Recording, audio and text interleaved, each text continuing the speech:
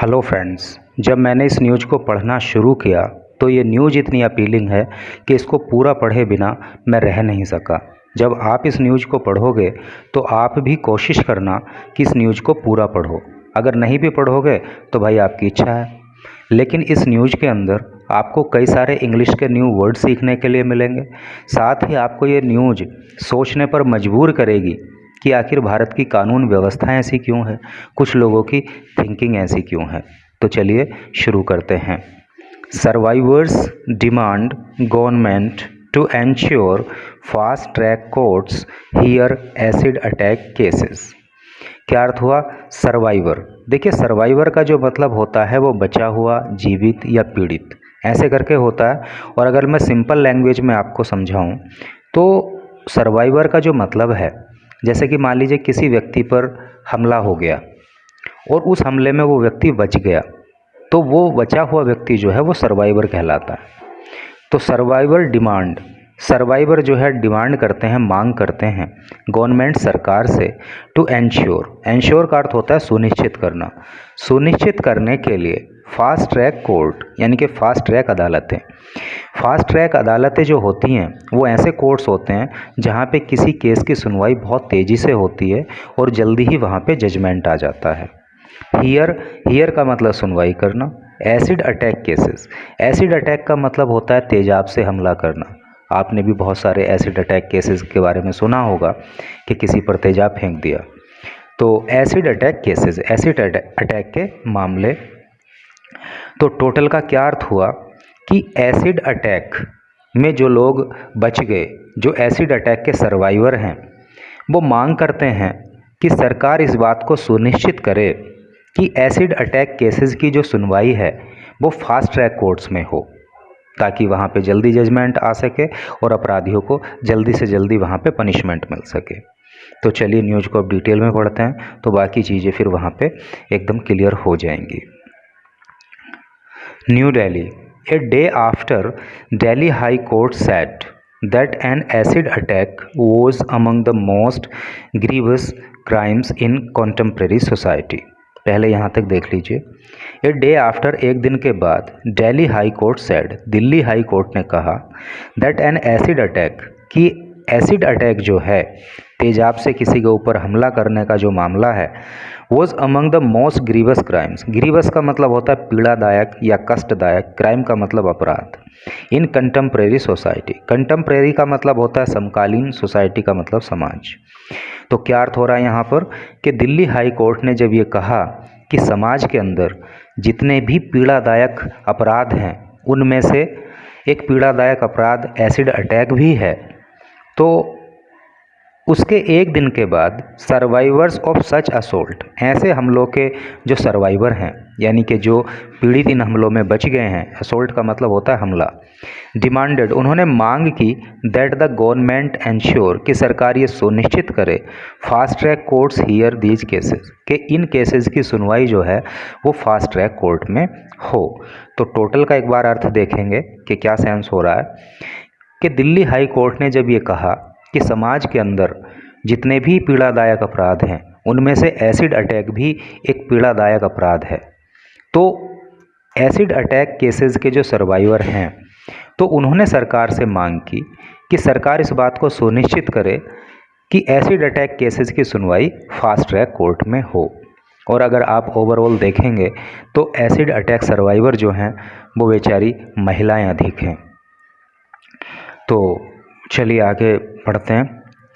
In 2009 a man through acid on two sisters. 2009 में एक आदमी ने थ्रू फेंक दिया था, थ्रो का पास्ट टेंस है, थ्रू फेंक दिया था एसिड, तेजाब, ऑन टू सिस्टर, दो बहनों पर। जुबेरिया 26, जिसमें एक का नाम जुबेरिया था, उम्र थी 26 साल, एंड समर, दूसरी का नाम समर था, उम्र थी 33 साल। After the older of them, जब ओल्डर ऑफ दैम, उनमें से बड़ी वाली यानी कि समर ने रिजेक्ट कर दिया था, ठुकरा दिया था, हिज मैरिज प्रपोजल, उसका शादी का प्रस्ताव। प्रपोजल का मतलब प्रस्ताव। तो जब इस आदमी के शादी के प्रस्ताव को समर ने ठुकरा दिया था तो इस आदमी ने जो है इन दोनों बहनों पर 2009 में तेजाब फेंक दिया था, तेजाब से हमला कर दिया था। The girls both lost their vision. The girls लड़कियों ने, दोनों, बोथ मतलब दोनों ने ही, लॉस खो दिया था, दियर विजन अपनी नज़र, यानी कि उनकी नज़र चली गई थी, वो बेचारी ब्लाइंड हो गई थी। अब आप समझ सकते हो कितना क्रूर ये कृत्य था। My sister an MBA student, मेरी बहन MBA की छात्रा थी। वेंट थ्रू 22 फेस सर्जरीज, और उसको जो है 22 चेहरे की सर्जरी हुई, यानी कि जब एसिड अटैक हमला हुआ तो उसके बाद उसको 22 फेस सर्जरीज हुई। We had to sell our properties, we had to sell, हमें बेचना पड़ा था, अवर प्रॉपर्टीज़, हमारी संपत्ति को, हमारी जो भी संपत्ति थी हमें उसको बेचना पड़ा। To meet the cost of our treatment, हमारे ट्रीटमेंट मतलब इलाज की जो कॉस्ट थी, जो कीमत थी, यानी कि इलाज के पैसे चुकाने के लिए हमें हमारी संपत्ति बेचनी पड़ी, हमें हमारी प्रॉपर्टी बेचनी पड़ी थी, सैड जुबेरिया ने बताया। एंड देन, और तब, there is the legal case, और एक लीगल केस भी है, that we have been fighting, जिसको हम लड़ रहे हैं, फॉर सो मैनी ईयर्स, बहुत सारे सालों से, without getting a conviction, without getting, बिना पाए, कन्विक्शन, दोष सिद्धि, ठीक है, यानी कि अभी किसी पे दोष सिद्धि नहीं हुई है, किसी को कोई पनिशमेंट नहीं मिली है, और हम कई सालों से उस केस को लड़ रहे हैं। तो इनकी मनोदशा आप समझ सकते हो, ये फिजिकली, मेंटली, इकोनॉमिकली कितनी बेचारी परेशान हैं, आप उस चीज़ का अनुमान कर सकते हो। Frustrated by the lengthy litigation, frustrated, परेशान, दुखी, बाय द लेंदी का मतलब होता है लंबा, लिटिगेशन का मतलब होता है मुकदमेबाजी या मुकदमा, यानी कि लंबी चलने वाली इस मुकदमेबाजी से परेशान जुबेरिया इच्छा करती है that all acid attack cases, कि सभी जो एसिड अटैक के केसेस हैं, एसिड अटैक के जो भी मामले हैं, वर डिस्पोज्ड ऑफ, वो डिस्पोज होने चाहिए। डिस्पोज का मतलब निपटारा, यानी उसका समाधान निकलना चाहिए, उनका हल निकलना चाहिए विद इन 2 ईयर्स, 2 सालों के अंदर, to allow the survivors to move on in life, ताकि जो इन हमलों के सर्वाइवर हैं वो भी अपनी लाइफ में आगे बढ़ सकें। कहने का मतलब ये है, जुबेरिया जो है वो इस लंबी चलने वाली मुकदमेबाजी से परेशान हो गई है, और वो ये चाहती है कि ऐसे मामलों की सुनवाई 2 साल के अंदर अंदर पूरी हो जाए, ताकि जो दोषी है उसको पनिशमेंट मिले, और जो इन हमलों के सर्वाइवर हैं वो भी अपनी लाइफ में कुछ आगे बढ़ सकें।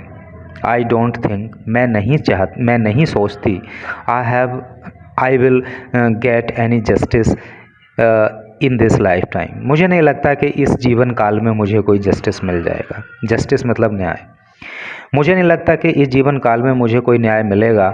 आई ओनली होप, मुझे उम्मीद है, that acid attack cases are taken up by fast track courts and others don't suffer like me. मैं आशा करती हूँ, मैं उम्मीद करती हूँ कि एसिड अटैक केसेस की सुनवाई फास्ट ट्रैक कोर्ट में हो, और जैसे मैंने कष्ट झेला है, डोंट सफ़र लाइक मी, दूसरे लोग मेरी तरह से कष्ट नहीं झेलें। ये थोड़ा ऊपर कर दूँ मैं, ठीक है। तो ये जुबेरिया की इच्छा है कि जिस तरह से वो कष्ट झेल रही है, दूसरे लोग उस तरह से कष्ट नहीं झेलें। सी शेड, उसने कहा। इट वॉज अगेन इन 2009, एक बार फिर अगर हम 2009 की बात करें, that Shaheen Malik, then a 26-year-old 3rd year MBA student, अगर हम एक बार फिर 2009 की बात करें तो एक शाहीन मलिक नाम की लड़की थी, 26 साल उसकी उम्र थी, MBA की छात्रा थी। Was attacked by a man, उस पर भी एक आदमी के द्वारा हमला किया गया था, ऑन ए मोटरसाइकिल, यानी कि मोटरसाइकिल से आकर किसी व्यक्ति ने उस पर, शाहीन मलिक पर हमला कर दिया था। She suffered 3rd degree burns on 90% of her face and body. She suffered, तो उसको जो इंजरी हुई थी वो 3rd degree बर्न हुए थे, तीसरी डिग्री के बर्न का मतलब जल जाने के घाव, यानी कि किसी के ऊपर अगर एसिड फेंक दिया जाता है, तेजाब डाल दिया जाता है, तो उसकी बॉडी, उसका फेस किस तरह से बर्न होता है, किस तरह से जलता है, आप समझ सकते हो। On 90 degree of her face and body. तो उस हमले में जो है शाहीन मलिक की 90% फेस और 90% बॉडी पूरी तरह से बर्न हो गई थी, जल गई थी। और वो बर्न जो थे ना, वो जलने के जो घाव थे वो भी 3rd डिग्री के थे। 3rd डिग्री के मतलब बहुत गहरे घाव थे, बहुत बुरी उसकी बेचारी की हालत हुई थी। फॉर ओवर 13 ईयर्स नाउ, और अब जो है 13 साल से भी ज़्यादा गुजर चुके हैं। Malik has been fighting a legal battle. ये जो शाहीन मलिक है वो बेचारी कानूनी लड़ाई लड़ रही है। लीगल बैटल, कानूनी लड़ाई, फॉर जस्टिस, न्याय के लिए। Even while struggling with surgeries, और वो अपनी जो उसकी सर्जरी हो रही हैं, जो इलाज हो रहे हैं, उसके लिए भी फ़ाइट कर रही है, उसके लिए भी स्ट्रगल कर रही है। स्ट्रगल का मतलब संघर्ष करना, उनके लिए भी वो संघर्ष कर रही है। एंड मेडिकल ट्रीटमेंट, और जो उसका इलाज चल रहा है उसके लिए संघर्ष कर रही है। टू रिस्टोर हर लेफ़्ट आई, ताकि वो अपनी लेफ़्ट आई को, यानी कि लेफ़्ट साइड की जो आई है, तो उस आँख को वो बचा सके, उसकी रोशनी वापस आ सके। इसके लिए वो बेचारी मेडिकल ट्रीटमेंट करवा रही है, सर्जरीज़ करवा रही है, और लीगल फाइट भी लड़ रही है। और 13 साल से ज़्यादा का समय हो चुका है। तो वाकई बहुत डिले हो रहा है, इस तरह की हीनियस क्राइम है, और जजमेंट आने में इतना समय लगना, ये वाकई जो है सोचने का विषय है। ऐसा नहीं होना चाहिए। इनिशियली, प्रारंभ में, इनिशियली का मतलब होता है शुरू में। आई did not have my families complete support. तो शुरू में मेरे फैमिली का मुझे कंप्लीट सपोर्ट नहीं था। शुरुआत में मेरे परिवार ने भी मुझे पूरी तरह से सपोर्ट नहीं किया था। But I did not want to give up, लेकिन मैं हार जाना नहीं चाहती थी। गिव अप का मतलब छोड़ देना, हार जाना, हार मानना। भले ही मेरे परिवार का शुरुआत में मुझे सपोर्ट नहीं था, लेकिन मैं हार मानने वालों में से नहीं थी। सो डिस्पाइट माई, डिस्पाइट का मतलब होता है बावजूद। Despite my initial blindness, despite my partial है, पार्शियल का मतलब होता है आंशिक। तो मेरी आंशिक ब्लाइंडनेस के कारण, के बावजूद, भाई उसको एसिड अटैक हुआ तो वो पार्शियली बेचारी ब्लाइंड हो गई, तो अंधपन उसको हो गया, उसकी नज़र चली गई। तो पार्शियली ब्लाइंड होने के बावजूद भी I have knocked on doors requesting legal aid. I have knocked on, मैंने खटखटाया, डोर्स, दरवाज़ा, रिक्वेस्टिंग लीगल एड, और कानून की सहायता लेने की कोशिश की। यानी कि इस सब के बावजूद भी मैंने कानूनी मदद के लिए दरवाज़ा खटखटाया, सैड मलिक ने कहा। While my life has been chaotic. Chaotic का मतलब होता है बर्बाद होना या अस्त व्यस्त होना। जबकि मेरी ज़िंदगी जो है वो बर्बाद हो चुकी है, मेरी ज़िंदगी अस्त व्यस्त हो चुकी है विद मेडिकल विजिट के चलते, यानी कि अपने इलाज करवाने के चलते। The struggle to find a job पाने के चक्कर में, and fighting the court case, और इस कोर्ट केस को लड़ने के चलते, है नहीं तो क्या उसने कहा कि कोर्ट केस को लड़ते लड़ते, जॉब पाने की कोशिश करते करते, और इलाज कराते कराते मेरी ज़िंदगी तो लगभग बर्बाद हो चुकी है, अस्त व्यस्त हो गई है। माई अटैकर गॉट मैरिड, और मुझ पर जो हमला करने वाला था उसने शादी कर ली है। And is living a normal life, और वो एक नॉर्मल लाइफ जी रहा है, एक सामान्य जीवन जी रहा है। परहैप्स एश्योर्ड, शायद उसको ये विश्वास है। परहैप्स, शायद, एश्योर का मतलब होता है विश्वास होना, सुनिश्चित होना। शायद उसको विश्वास है he will never be punished, कि उसको कभी सज़ा ही नहीं मिलेगी। But I will not stop until I get justice, लेकिन मैं तब तक नहीं रुकूंगी जब तक मुझे न्याय नहीं मिल जाता। तो वाकई इस लड़की के जज्बे को सलाम है, और इन लोगों को जल्दी से जल्दी बड़ी से बड़ी पनिशमेंट मिलनी चाहिए। नाउ 39, अब वो बेचारी 29 साल की हो गई है, 29 नहीं 39 साल की हो गई है। Malik has found the save soul foundation, और मलिक ने, यानी कि शाहीन मलिक ने जो है अब सेव सोल फाउंडेशन नाम से एक संस्था चलाई है, and runs A shelter home, और एक शेल्टर होम भी चलाती है। शेल्टर होम का आप जानते हो, शेल्टर का मतलब शरण, होम का मतलब घर, जहाँ पे लोगों को शरण दी जाती है, उस तरह का घर। तो वो शेल्टर होम भी चलाती है कोल्ड, जिसका नाम उन्होंने दिया है अपना घर। यानी तो मलिक जो कि अब 39 ईयर्स ओल्ड है, तो उसने एक सेव सोल फाउंडेशन बनाई है और अपना घर नाम से एक शेल्टर हाउस चलाती है फॉर एसिड अटैक सर्वाइवर्स। और ये जो शेल्टर हाउस है, ये जो अपना घर है, तो वो एसिड अटैक सर्वाइवर जो लड़कियां हैं उनके लिए है, ठीक है, जिन पे एसिड अटैक हुआ और उसमें बच गई, तो उनको वहाँ पे रखा जाता है। Many of the home inmate are fighting similar battles, और इनमेट का मतलब साथी, और यहाँ पर रहने वाली जो सर्वाइवर हैं, जो साथी लड़कियां हैं, वो लगभग सब एक जैसा ही जो है युद्ध लड़ रही हैं। बैटल का मतलब लड़ाई, तो सबकी लड़ाई एक जैसी ही है। Only recently was the law changed to require acid attack cases to be heard in fast track courts. Only recently, हाल ही में, was the law changed, नियम में कुछ परिवर्तन हुआ है, to require acid attack cases to be heard, कि acid attack cases जो हैं वो सुने जाएंगे इन फास्ट ट्रैक कोर्ट में। यानी कि कानून में कुछ ऐसा बदलाव हुआ है कि केसेस को अब फास्ट ट्रैक कोर्ट में सुना जाएगा। This will not only bring relief to the survivors, और ऐसा करने से, यानी कि इन केसेस को जो है फास्ट ट्रैक कोर्ट में सुनवाई करे जाने से न केवल सर्वाइवर को रिलीफ पहुंचेगा, but will also mete out quick punishment to the perpetrators and acts as a deterrent to curb the heinous crimes, sad Malik ने कहा। तो फास्ट ट्रैक कोर्ट में अगर इन केसेस की सुनवाई होगी, तो इससे न केवल इसके एसिड अटैक सर्वाइवर को आराम मिलेगा, उनको कुछ राहत मिलेगी, बल्कि इससे क्या होगा, मीट आउट का मतलब होता है देना या भुगतना। तो जो पनिशमेंट है, परपेट्रेटर का मतलब होता है अपराधी, तो जो इन केसेस के अपराधी हैं उनको पनिशमेंट भी भुगतवाई जाएगी, उनको पनिशमेंट भी दी जाएगी as a deterrent curve. Deterrent का मतलब होता है निवारक या रक्षक, टू कर्व, ठीक है। कर्व का मतलब होता है नियंत्रित करना। The heinous crime, in heinous crime को, इन जघन्य अपराधों को। तो कहने का मतलब क्या है कि अगर इन केसेस की, एसिड अटैक केसेस की सुनवाई अगर फास्ट ट्रैक कोर्ट में होगी, तो जो सर्वाइवर हैं उनको भी राहत मिलेगी, और जो अपराधी हैं जिन्होंने ये अत्याचार किए हैं उनको भी पनिशमेंट मिलेगी, और आगे जो है, जो ये इस तरह के हीनियस क्राइम है, इनको रोकने में भी, इनको नियंत्रित करने में भी ये एक रक्षक का काम करेगा। Until 2013 तक there were no specific law, कोई विशेष कानून नहीं था under the Indian penal code. Indian penal code का हिंदी होता है भारतीय दंड संहिता।